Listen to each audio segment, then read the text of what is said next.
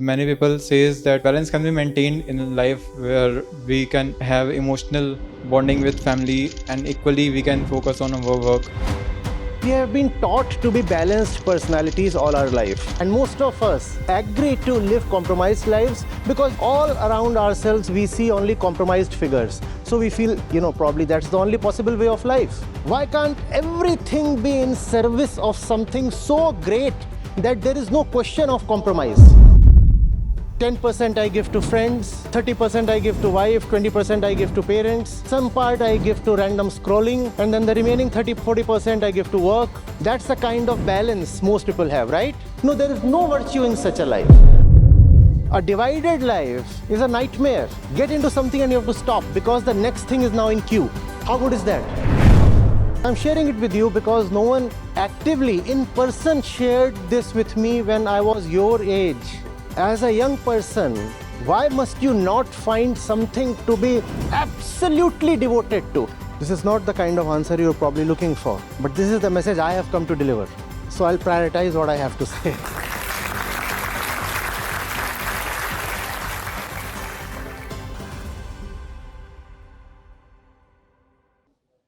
Good evening, sir. Amit Kumar Tripathi from BTech third year Civil, NIT Bhopal. And I'm glad to welcome you here in NIT Bhopal. Thank you. My question was on a balance in life, as many people says that balance can be maintained in life where we can have emotional bonding with family and equally we can focus on our work. But many people say it's a myth. But I tried both of ways, but it failed for me because I am as a human being, I'm a emotional being. So I need emotions, and with I need to work for my goals also. So what should be my approach for solving this? Do we get the question, all of us? This question is, how do I balance my emotions with my work? How do I balance my emotions with my work? Okay, let's start with the basics. When does the matter of balance arise in the first place? When does the issue of balance arise in the first place? Only when you have two contradictory things in your life, in your mental space, or anywhere, trying to outdo each other, competing for the same spot. That's when you have to think about some kind of adjustment. How much to give to this versus how much to give to that, because this and that seem mutually incompatible. Right? This is demanding something from me and that is demanding something from me. And obviously, I cannot fulfill both their demands simultaneously. So I want to strike a balance. I say, let me distribute myself or my time or my resources, whatever, in some proportion, 50-50, 60-30, 60-40, 70-30, whatever. You get this? So before we set out to achieve balance, it is important to see clearly that balance is needed only when you have contradictions in your life, only when you have things, people, priorities, values that do not align with each other. For example, people talk of work-life balance. And the question from our friend is much in the same direction.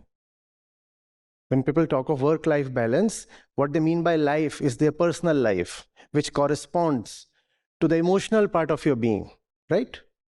And when they talk of work, they talk of livelihood, earning money, professional success, etc. And he is referring to much the same thing. How to achieve a balance? And I'm wondering, why must, first of all, there be the need to achieve any balance? Because the very urge to have a balance reveals the presence of contradictions. It reveals the presence of contradictions. Otherwise, there is no need to have a balance. And when there is balance, obviously, it means you are not allotting your 100% to either side. It is some kind of compromised distribution of whatever you have. That's a balance, right? That's a balance. And we have been taught to be balanced personalities all our life. But there is something within us that does not want a balance. It wants to go all the way. It loves extremes. It loves totality, absoluteness, wholeness, completeness. Nothing short of 100%. Is that not so? Would you enjoy it if I tell the balanced truth to you? Please tell me. What do you want, 100% of it? Or a balance between truth and falsehood?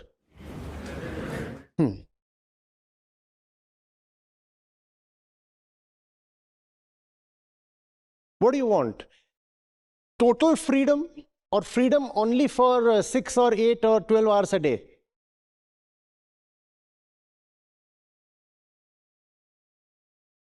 How do you want to be loved and how do you want to love? Totally or partially? You understand what this thing balance implies? You can never be total in your life. You can never be total in your life. But the moment I say that, a question arises. A question that resists totality. The question says, there are two opposites and they both appear important and they both compete with each other. And if I allot 100% of myself to just one of them, what about the other? We have to take everything along, right? Right? We cannot survive or thrive on just one thing. So if this is important, that too is important. And you are talking of allotting the totality of yourself to one thing. How is that possible? Again, question the assumption here. The assumption is this has to be incompatible with that. Why does that have to be? Why can't your personal life be aligned with your professional life? Why must they be necessarily separated and in opposition to each other? Why must one always come at the cost of the other? We do not experience that too often in our day-to-day life, in our surroundings. So what I'm saying may appear a little utopian, a little impractical, but please stay.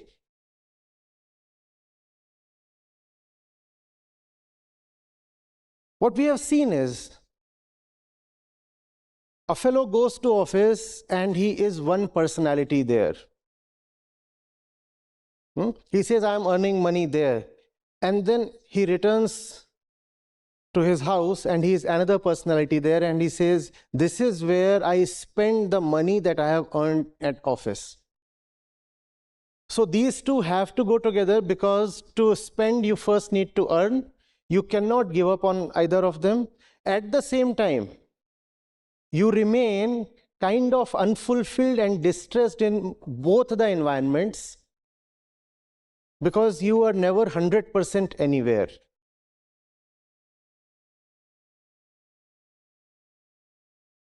Why is it so that one part of life has to be totally separated from the other part? Think of what our friend is saying. Why do your emotions have to be in opposition to your work? Why can't your emotions be aligned to your work? And tell me, would you be able to give 100% to your work if your emotions are running haywire, hither-thither? You are at your workplace, you are engaged with some project, but your emotions are talking of some other thing. Now, you cannot engage with your emotions, and your emotions will not allow you to engage with your work. Are you getting it? Is that a nice state to be in? And then we say, let me distribute my time wisely. I want you to explore why must there be any kind of distribution. Distribution is needed only among those that are disparate, which means those who cannot come together or go together. And if two things cannot go together in your life, are either of them really aligned with who you really are?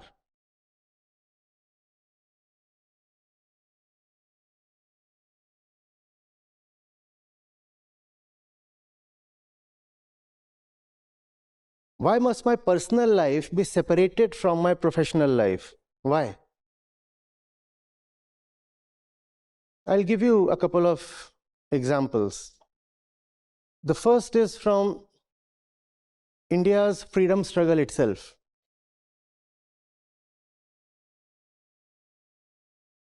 We have had revolutionary couples. Revolutionary couples. As a young man, when you talk of emotions, a large part of that relates to the opposite gender and the fact that you would be soon starting a family and such things. So you'll figure it out on your own. I'm referring to the revolutionaries of Bengal. And you have had situations where the work and the choice of the person you are emotionally connected to are in perfect alignment.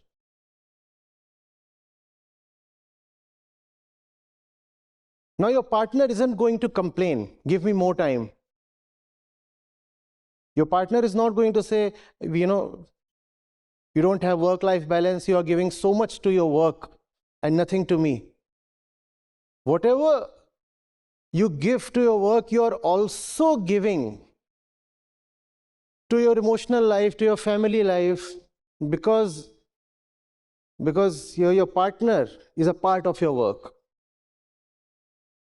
Don't dismiss it as too utopian too early, because if you dismiss this, then you are dismissing a very strong possibility in your life. If you are dismissing this, then you are dismissing the possibility of wholeness in life.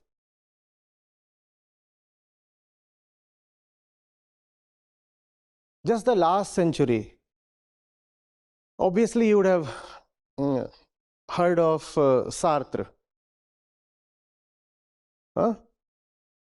Being a nothingness, existence precedes essence, right? And Sartre is a great philosopher, and he has a relationship with another philosopher, feminist philosopher. What's her name? Yeah, Simone Beauvoir. And they meet and they discuss work. Now, Sartre doesn't have to stop work to meet her. They meet and they discuss work. And it is out of these meetings that both of them could actually come up with their greatest work, books, and philosophy. The work is the date. The official meeting is the date. Now, this fellow won't have to ask for a balance, because he has been honest enough, authentic enough, and daring enough to make work itself life. Now, work and life are totally overlapping. So you don't have to balance one against the other. They are one already. There is no question of any balance. The question of balance arises only when we first of all compromise. And most of us agree to live compromised lives because we have not been shown too many examples to the contrary. All around ourselves, we see only compromised figures. So we feel, probably that's the only possible way of life. No, that's not the only possible way.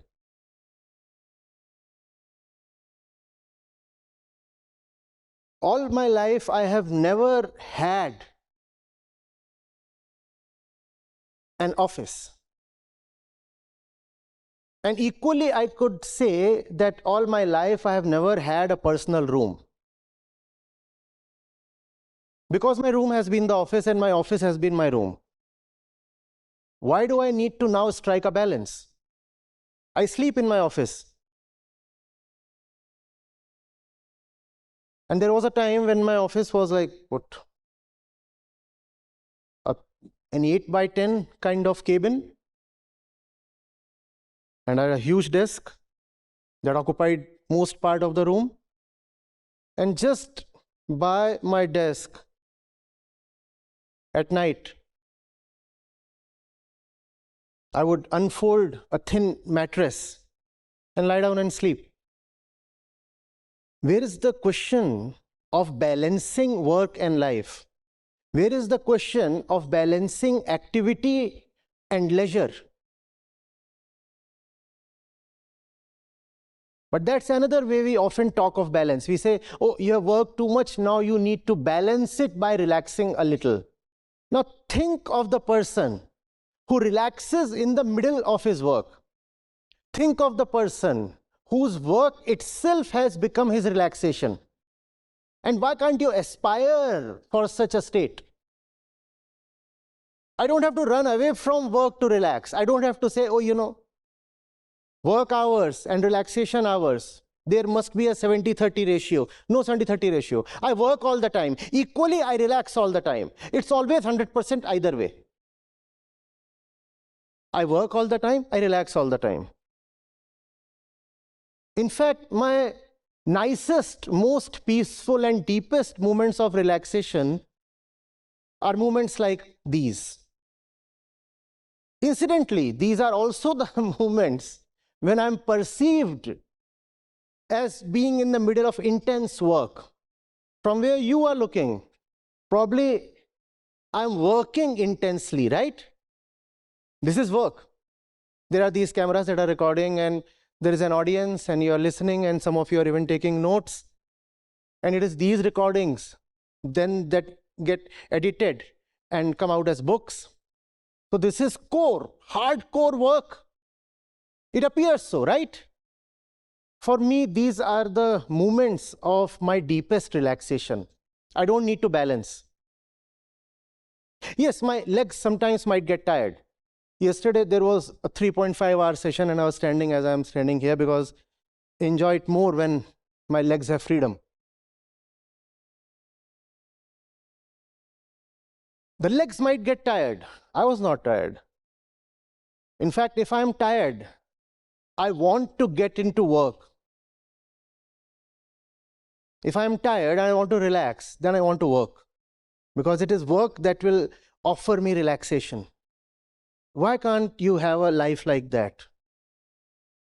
Why do your emotions have to be in opposition to your logic? Why can't everything be in service of something so great that there is no question of compromise? As a young person, why must you not find something to be absolutely devoted to? You understand the word absolute, not relative, absolute. Absolute. And if you won't find anything to be absolutely devoted to, then you live a scattered life, fragmented life, bits and pieces here and bits and pieces there, some part here, and you are wandering randomly among all these parts, giving some part of yourself to this, something to that, something to that, and then consoling yourself that you are living a well-balanced life. 10% I give to friends, 30% I give to wife, 20% I give to parents. Then some part I give to random scrolling. Then I also have to, watch TV and entertain myself. So some part I give to that. And then the remaining 30-40% I give to work. That's the kind of balance most people have, right? Are we together? Am I reaching you? Are we together? That's the kind of life we find people leading, right? And not only do they lead such lives, they actively propagate such lives. They would come and preach that there is virtue in such a life. No, there is no virtue in such a life. A divided life is a nightmare. Get into something and you have to stop because the next thing is now in queue. How good is that? No, that's not good at all.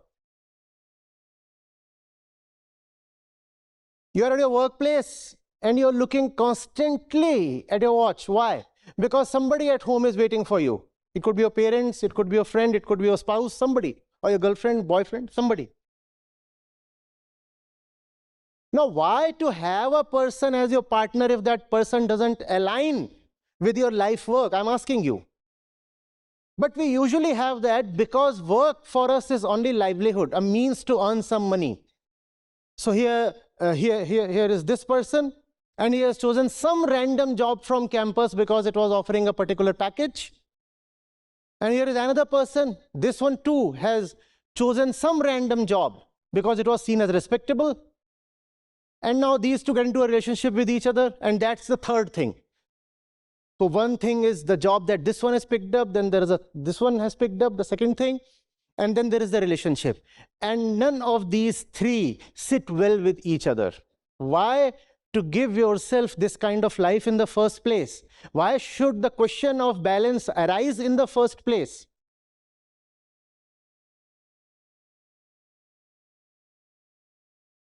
Why can't you live a life in which you forget time? To balance something, you need time, no? Because time tells you when to stop. Why can't you lead a life in which there is no question of stopping? Because time has stopped. So you don't need to stop now. You're immersed, totally into it, marinated. You don't say, no, I'm supposed to work only till 5 p.m. and now I'm going back because I'm paid to work only till 5 p.m. No, no, no. It's not a matter of getting paid. It's a matter of love. I work because this is my love. And if this is my love, then why do I have to leave it to go somewhere else? If I have a great purpose in life, then obviously the friends and the partners that I'll choose, they too will be the ones that align with that purpose, right? If I have a great purpose in life, why will I choose someone who does not resonate with that purpose? Is that possible? No, that's not going to happen. Because what I have chosen as my purpose is my first love. Love number one. And then number 2, 3, 4, 5, 6, 7, 8, they will be decided by number one. Number one will decide who will be these other people who will now enter my life. And they are entering because and only because they are in perfect alignment and resonance with number one. So they are never going to ask for a balance.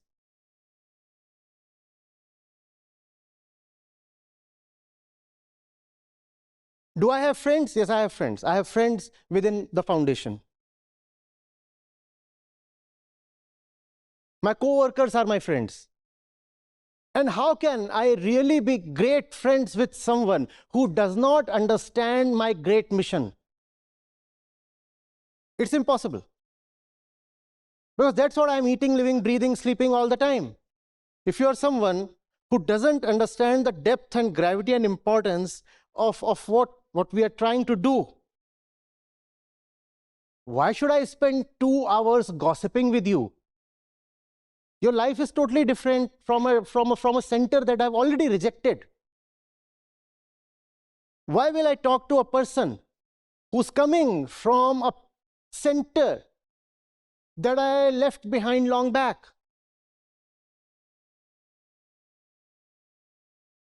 Are you with me? So yes, I have friends. I go and watch movies sometimes when there is a remarkable or controversial one. With whom? With those who work with me. I don't say, this is my circle of colleagues and this is my circle of friends. No, my colleagues are my friends. My colleagues are my friends.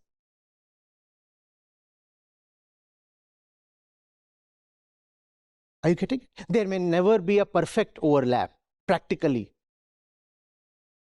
But why can't I try to minimize the distance at least? Why can't there be, to start with, a 60% overlap, then a 70, 80, 90, 99, 99.99999, that kind of a thing?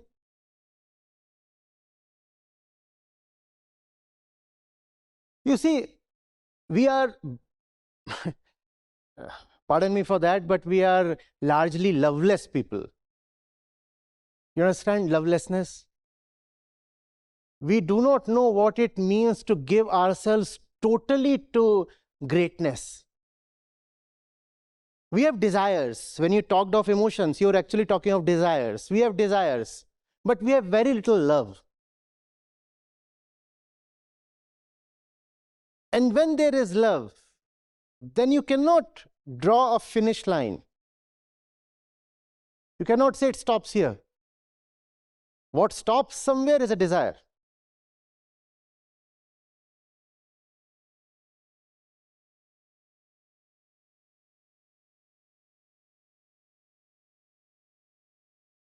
Do I play? Yes. And even when I go to play, I want people who relate to my work around me. In fact, even in the middle of playing, it so happens that there is a wave, an idea, a thought, and I stop and I discuss it. And I love that. And I'm sharing it with you because no one actively, in person, shared this with me when I was your age. Sitting on chairs similar to the ones you have here, in an auditorium similar to the one we have here when I was your age, 18, 20, 22. Well, wisdom is always available in great books, but I didn't have anybody in flesh and blood coming to me and saying that a different life is possible. It's very easy to sell out. It's very easy to succumb, bow down, and kneel to all kinds of nonsense. And it's very easy to just squander away the only life you have.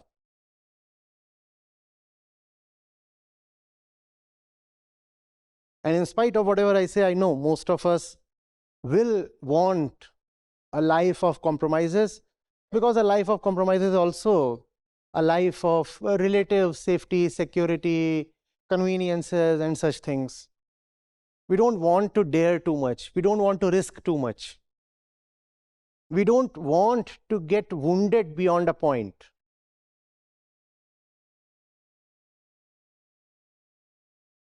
But as young people, you must try that out. You might enjoy it. You might enjoy it. Do not let your life be divided. Do not be one person at one place and another person at another place.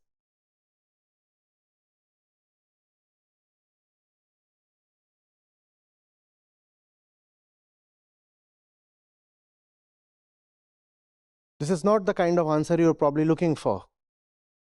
But this is the message I have come to deliver. So I'll prioritize what I have to say.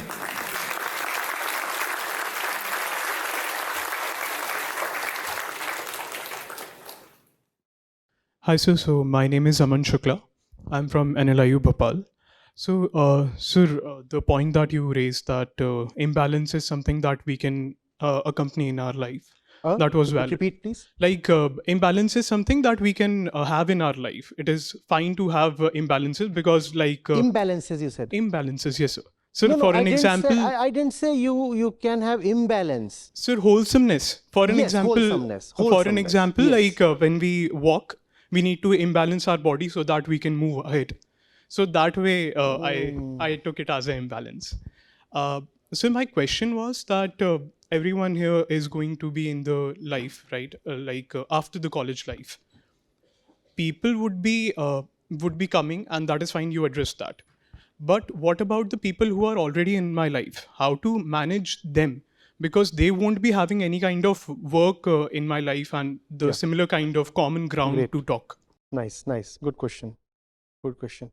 The questioner says, well, I find something worth loving, something worth giving my time to. It could be a field of research, it could be a particular technology you really enjoy, it could be a musical instrument, it could be some form of activism.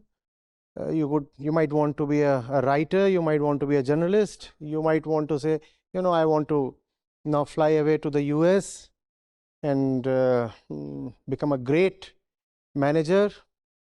Something that you feel that, yeah, this is it, and I can see it relates to me, it relates to the world, and it's something I can without any regret give everything to. So that's something you can find. But now you are already 20 or 25, and this is something that you are discovering now. The questioner says, what about the people who are already in my life? Because I have a history of 20 years and they're already in my life. Most remarkably, family. There's family, then there are schoolmates, then there are also college mates, and I have a pre-existing relationship, and there is an emotional bonding and shared memories and such things. And now I have begun to discover the purpose of life. Now I have begun to discover what it means to live in love. But they have stayed where they were. My parents remain the way they always were. My relatives, old friends, they have remained the way they were. But I have seen something new, fresh, alive, radiant. What to do with those people now? Share what you have with them. Share. Share that there can be something called excellence. That life can be devoted to absolute excellence. And you can devote yourself to excellence only when you have a beating heart. Share this with them. Hopefully, some of them will resonate with what you are telling them.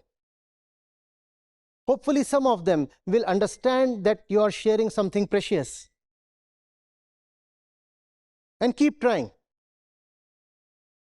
But very judiciously, very discreetly, you must also know when the other one has started offering unreasonable resistance. You're trying to share something precious with the other one, and the other one is just offering unreasonable resistance and is stubbornly refusing to partake in the vision. The other one is saying, a life of mediocrity is the best for me. The other one is saying, no, there is nothing called love. There is only give and take. There are only transactions in life. What do you mean by love? And the more you try to explain it, the more you lay out your heart, the more the other one is turning resistance. When you come to this point, then you should stop trying, because that's a wastage now of your time and effort. Are you getting it? You are obliged to bring forth the best to the other. Yes, you can display it. You can encourage the other. But you can never force the other into loving. Can you perforce make somebody love excellence? No. If that fellow has already decided that mediocrity serves me best. I'm in a particular safe, secure job, let's say a government job, and I have been a mediocre one all my life. My entire department is mediocre, and yet we have received promotions in time, and yet we have a certain status in society. So there is nothing so much wrong with mediocrity, with a divided life. The other one is insistent. That's the point when you should stop trying. No point banging your head incessantly against a wall. Stop trying and concentrate on somebody else who is more receptive. You have limited time, limited energy. Obviously, you must first try to take them along. You get something wonderful, you want to share it with those around you, right? That's basic humanness. Mama, see what I got. See what I got. Something new. Something very unlike whatever you or I have ever seen. I have discovered life itself, and you want to share it. And you really are honest about sharing it. And if they don't want to initially receive it, you would still want to keep trying. Keep trying, yes, keep trying. But don't say that I have to now limit myself to these few people when it comes to displaying excellence. If you have to display excellence, there are hundreds others who are actively waiting, who are hungry, thirsty, and receptive. If you go to them, talk to them, demonstrate to them, they'll be grateful, and success will be much more easily achieved. Right?